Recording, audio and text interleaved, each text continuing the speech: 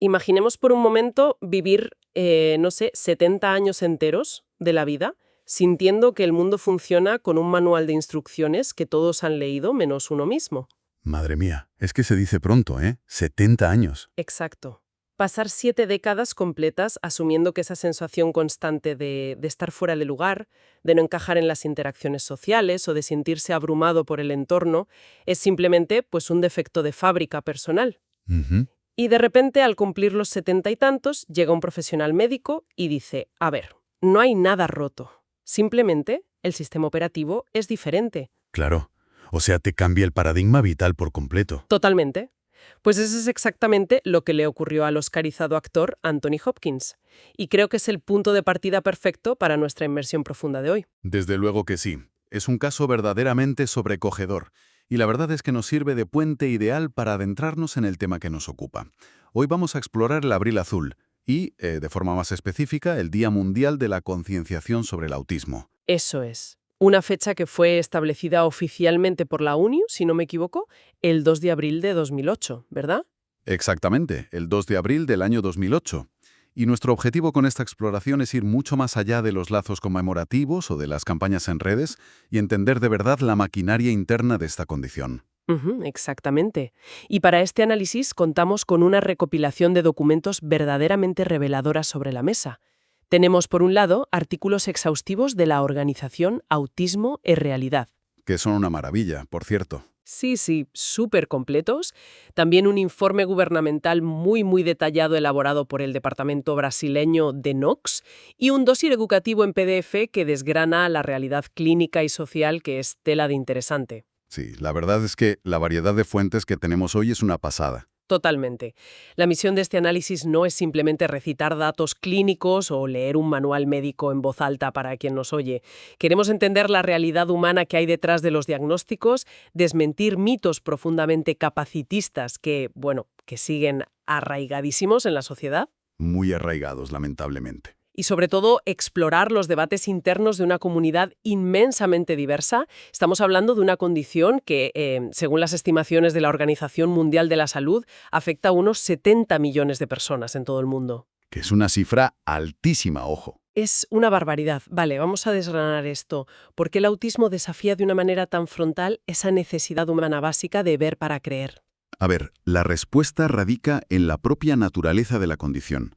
El trastorno del espectro autista, o TEA, como se le conoce por sus siglas, es fundamentalmente un trastorno del neurodesarrollo. Ujú. Y el problema aquí es que la mente humana anhela categorías visuales constantes. O sea, si alguien se rompe un brazo, la radiografía muestra la fractura de forma clara, y eso aporta una certeza tranquilizadora al cerebro. Claro, lo ves y dices, vale, está roto, hay que arreglarlo. Exacto. O si observamos condiciones genéticas, como por ejemplo el síndrome de Down, existen fenotipos o características físicas evidentes a simple vista. Sí. Pero el autismo carece por completo de rasgos físicos externos.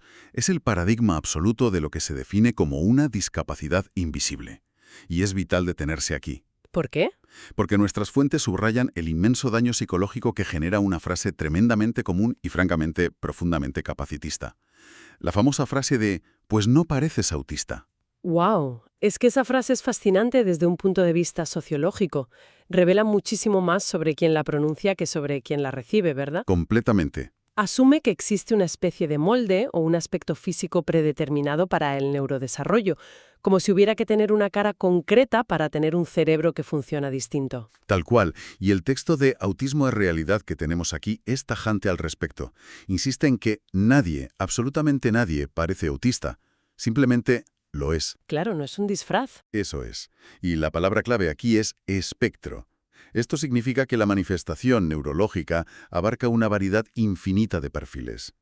Clínicamente, las Biblias del diagnóstico, como el manual DSM-5 y la actual CIE-11, que es la Clasificación Internacional de Enfermedades, estructuran este espectro en 3 niveles de soporte. Los famosos niveles, ¿no? Leve, moderado y severo. Exacto. Pero ojo, que estos niveles no miden la cantidad de autismo que tiene una persona. Eso es un error común. Miden la necesidad de ayuda externa en áreas como la comunicación y la flexibilidad ante los cambios. Ujú. De hecho, la CIE-11 incluso añade subdivisiones muy precisas para especificar si existe una deficiencia intelectual añadida o una afectación del lenguaje hablado.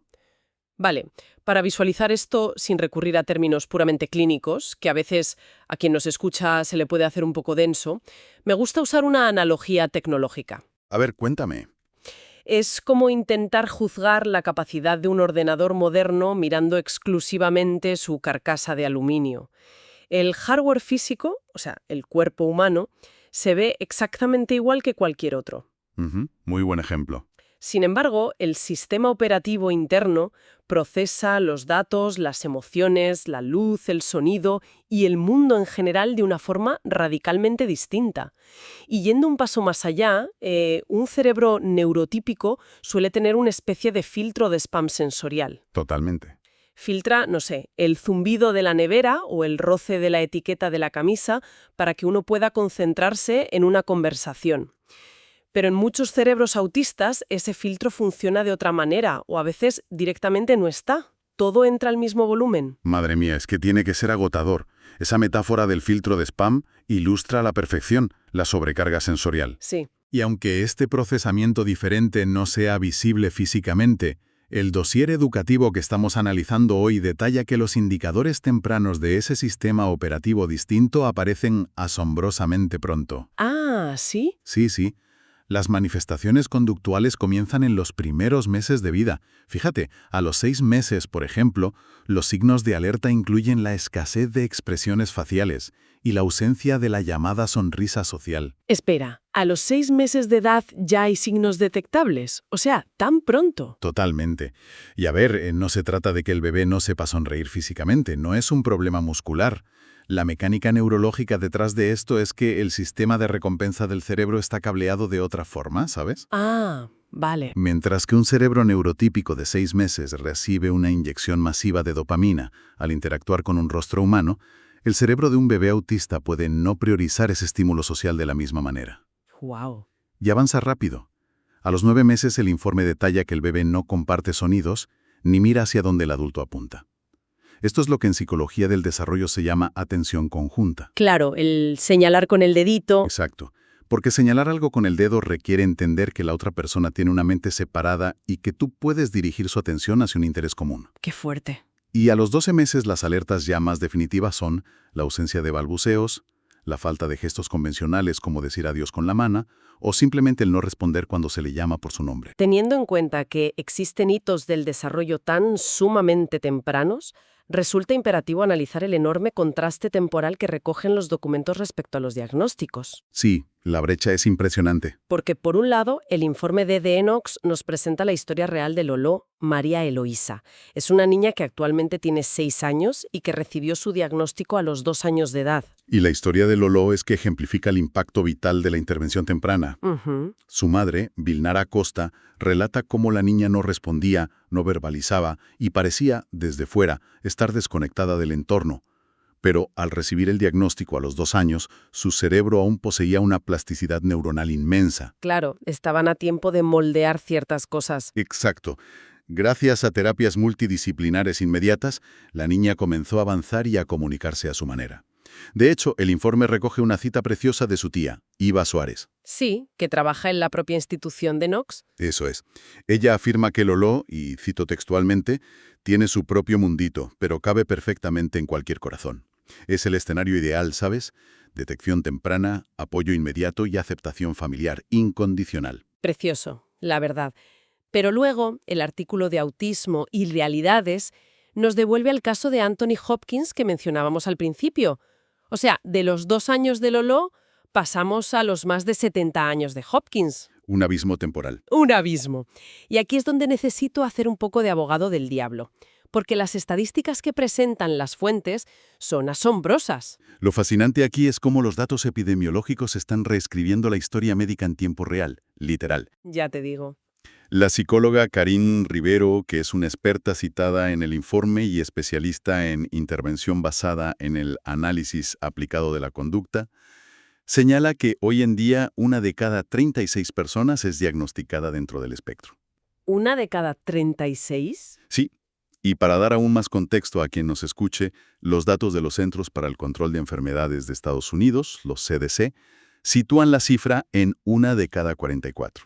Vale, detengámonos ahí un segundo, Porque pasar a una proporción de 1 de cada 36 personas es un salto estadístico gigantesco si miramos los datos de hace 20 años. Totalmente. La pregunta inevitable que se hará cualquiera que nos escuche, especialmente desde una postura un poco más escéptica, es, ¿estamos ante una moda diagnóstica donde ahora se etiqueta cualquier rasgo peculiar de la personalidad o realmente la medicina ha estado ciega ante millones de personas durante décadas? Pues mira, es una duda completamente legítima. Se la plantea mucha gente. Pero la literatura clínica y nuestras fuentes son muy claras al respecto.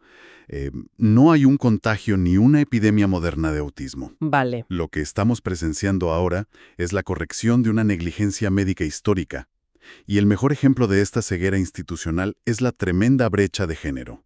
Cierto, el tema del género es clave aquí. Los documentos reflejan que, en la actualidad, por cada 3 niños diagnosticados, solo se diagnostica a una niña. Durante décadas, los criterios diagnósticos, o sea, desde las primeras observaciones de Leo Kanner y Hans Asperger allá por los años 40, se moldearon exclusiva y únicamente alrededor de un fenotipo masculino infantil. Claro, el estereotipo clásico. Exacto. Se buscaba al niño que ordenaba trenes en fila y evitaba el contacto visual. Si no encajabas ahí, no tenías autismo. Ya. ¿Y qué ocurría entonces con las niñas y con los adultos que requerían, digamos, un nivel 1 de soporte, lo que antes se consideraba autismo leve? Pues que quedaban completamente fuera del radar porque manifestaban la condición de otra manera muy distinta. Las fuentes explican aquí el fenómeno del camuflaje social, o masking. El enmascaramiento. Eso es. Las niñas autistas suelen tener un interés social más marcado por la presión cultural, pero como sus cerebros no procesan las reglas sociales de forma innata, las aprenden intelectualmente. Actúan como si fueran antropólogas estudiando una cultura extranjera, literalmente. ¿Qué pasaba? O sea, ¿estudian el comportamiento del resto? Sí.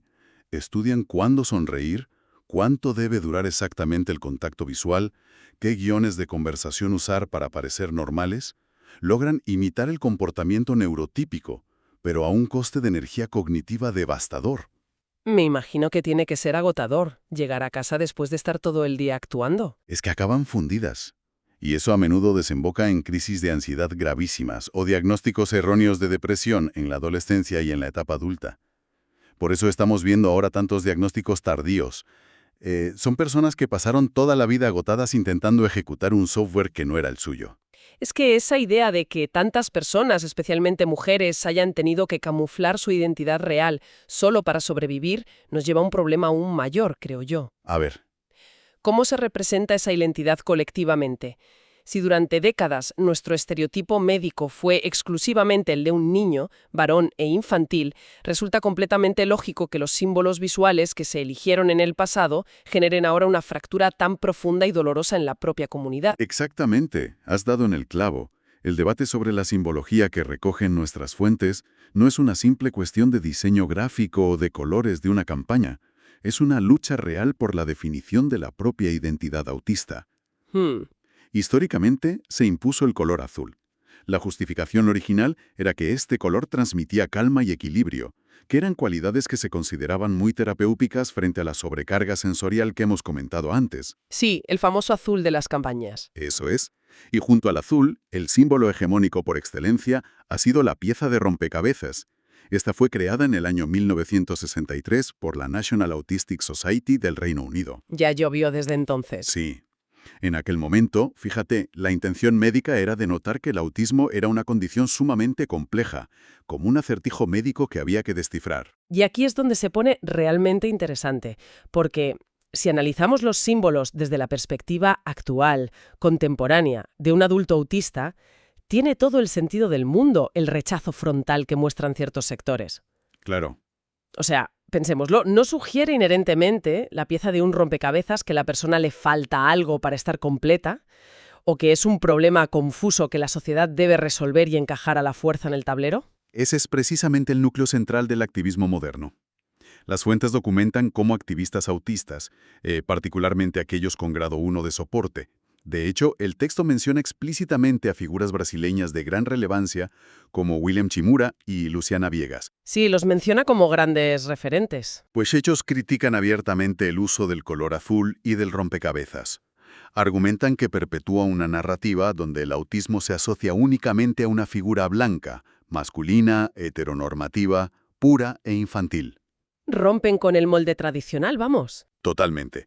Y como alternativa proponen y defienden fervientemente el símbolo del infinito, coloreado con el espectro del arco iris. Es que el paso del rompecabezas al infinito representa un cambio de paradigma total para la comunidad. Sí, es otra filosofía. Pasa de ilustrar algo roto o incompleto a ilustrar algo continuo, sin un final, que simplemente abarca un espectro completo de variaciones. Así es. El infinito viene a representar la neurodiversidad como una variación completamente natural de la mente humana, y abarca también la diversidad de raza, identidad de género y sexualidad, que evidentemente existe dentro de la comunidad autista. Claro. Sin embargo, nuestra labor como analistas de estas fuentes exige mostrar el panorama completo a nuestra audiencia. Esta evolución simbólica genera tensiones reales internas. No todo el mundo opina igual, ¿verdad? Exacto. Por ejemplo, los activistas de los que hablábamos rechazan de plano el término ángel azul. Lo consideran tremendamente condescendiente y una forma de infantilizar a los adultos autistas. Tiene sentido. No obstante, los documentos también señalan que ese mismo término de ángel azul es abrazado con profundo amor, orgullo y un gran sentido de pertenencia por padres de personas autistas con necesidades de soporte muy severas. O sea, nivel estrés. Eso es, como es el caso del conocido presentador de televisión Marcos Mion.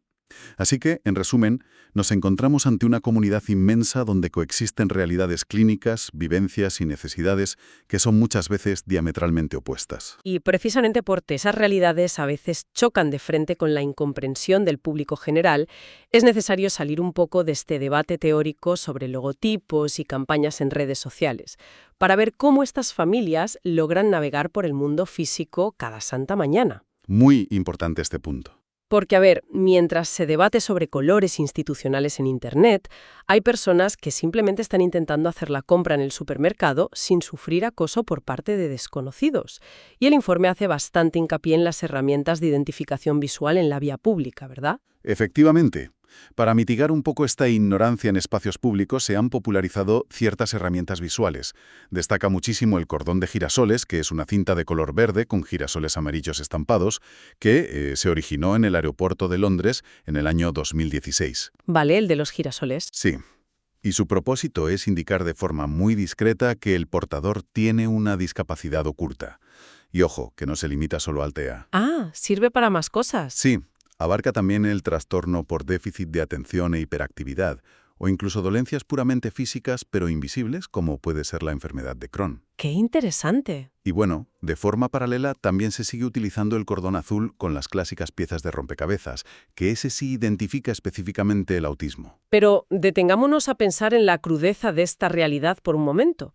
El mero hecho de que un ser humano necesite llevar un cordón oficial colgando del cuello para que los extraños en la calle no le juzguen o directamente no le griten, es un fracaso estrepitoso de la empatía social. Es tristísimo, sí. Hay una anécdota en el informe oficial de DENOX que ilustra perfectamente esta falta de comprensión básica de la que hablamos, el incidente que sufrió Vilnara Costa, la madre de Lolo. Sí. Es un episodio lamentablemente común.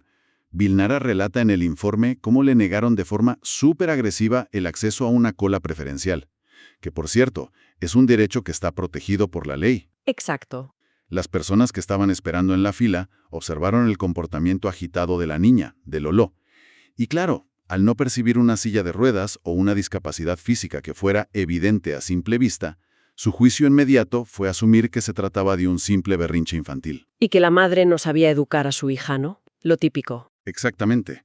Lo que el público en esa cola no entendía en absoluto es la mecánica de la crisis. Piensa que una cola de supermercado implica luces fluorescentes parpadeantes, el ruido altísimo de las cajas registradoras, la proximidad física de un montón de extraños y una falta total de previsibilidad temporal. No sabes cuándo vas a salir de ahí. Una bomba de relojería sensorial. Total. Para un sistema nervioso sin ese filtro de spam que comentábamos antes, el resultado no es un berrinche para llamar la atención. Es un colapso neurológico totalmente involuntario provocado por la sobrecarga. Y es vital, importantísimo, dejar claro que no estamos hablando únicamente de peculiaridades de conducta o sensibilidades aisladas al ruido. El dossier educativo insiste muchísimo en que estamos ante una realidad médica y biológica profundamente compleja, que requiere infraestructura real. Absolutamente. Desde el punto de vista médico, las fuentes aclaran que el autismo no es una enfermedad.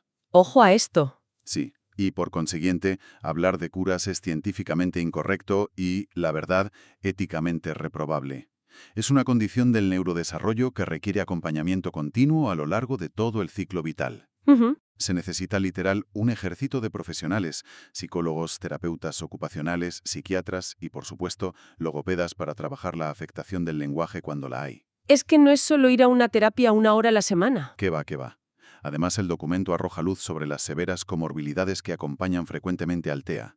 Porque el autismo no suele venir solo, presenta unos índices altísimos de ansiedad crónica, epilepsia y alteraciones del sueño muy graves. ¡Qué duro! Y mención súper especial merecen los trastornos gastrointestinales severos. Hoy en día la ciencia sabe que el famoso eje intestino-cerebro tiene una actividad anómala muy significativa en una gran parte de las personas dentro del espectro autista. Entonces, ¿qué significa todo esto a nivel práctico? Pues significa que le estamos pidiendo a una simple tira de tela con girasoles impresos que compense la falta de formación de los profesores en los colegios, Exacto. que compense la falta de adaptaciones sensoriales en los parques infantiles y la absoluta ausencia de empatía humana en la cola de un supermercado. Es que si conectamos esto con el panorama general que nos dan las fuentes, la gravedad de la situación es más que evidente. El dossier educativo lanza una advertencia que es muy contundente. Los estigmas y las etiquetas sociales no son solo una cuestión de herir sensibilidades o de ser políticamente correctos. Ujú. Actúan como auténticas barreras arquitectónicas, invisibles pero letales. Los prejuicios dificultan la adherencia a los tratamientos clínicos, aíslan a las familias hasta llegar a destruir por completo sus vínculos sociales. Claro, dejan de salir de casa por miedo. Totalmente. Y en la edad adulta, las bajísimas tasas de empleabilidad inviabilizan su desarrollo profesional. Dicho de un modo mucho más directo, la ignorancia de la sociedad empeora directa y objetivamente el pronóstico clínico de las personas dentro del espectro. Bueno, el camino que hemos recorrido en este análisis de hoy es vastísimo, la verdad. Creo que queda meridianamente claro que el verdadero espíritu del Abrir Azul va a años luz de iluminar la fachada de un ayuntamiento con focos de colores una vez al año. Desde luego. Consiste fundamentalmente en entender la mecánica que hay detrás de los hitos del desarrollo para poder llegar a tiempo con los recursos necesarios para esos niños. Consiste en escuchar con atención y respeto a los adultos autistas que han pasado media vida ejecutando un camuflaje social extenuante hasta por fin recibir un diagnóstico tardío. Y, por encima de todo, consiste en reconocer y aliviar los inmensos desafíos diarios a los que se enfrentan familias como la de Lolo, que tienen que luchar simultáneamente contra comorbilidades médicas complejas y contra los juicios y prejuicios de la gente en la cola del pan. Así es. Y es imperativo recordar a cualquiera que nos esté escuchando que este no es un tema de nicho que afecta a una pequeña minoría lejana que nunca vamos a ver. Exacto. Con una prevalencia estadística de 1 de cada 36 personas, es matemáticamente seguro que interactuamos con mentes neurodivergentes todos y cada uno de los días. Fíjate si son habituales. Están en los equipos de trabajo, en los vagones del metro cuando vamos a trabajar, en las aulas de colegios y universidades y en las propias familias. Y en muchos casos, especialmente en mujeres y en adultos de nivel 1, ni siquiera ellos mismos saben que procesan el mundo desde ese espectro. Totalmente cierto. Y por eso, para cerrar ya este análisis, me gustaría dejar en el aire una última reflexión, para que cada persona que nos oiga la mastique un poco por su cuenta en casa. A ver, retomando la idea inicial de los distintos sistemas operativos y de las reglas sociales que la mayoría consideramos inquebrantables. Imaginemos por un momento que la sociedad humana hubiera sido diseñada desde cero en su arquitectura, en sus horarios laborales, en la iluminación de las oficinas y en las normas básicas de cortesía única y exclusivamente por mentes neurodivergentes. Interesante experimento mental. Sí. En ese mundo hipotético, ¿qué comportamientos neurotípicos que hoy nosotros consideramos absolutamente normales acabarían siendo etiquetados como un trastorno, un déficit social o un síndrome en las páginas de los manuales de psiquiatría?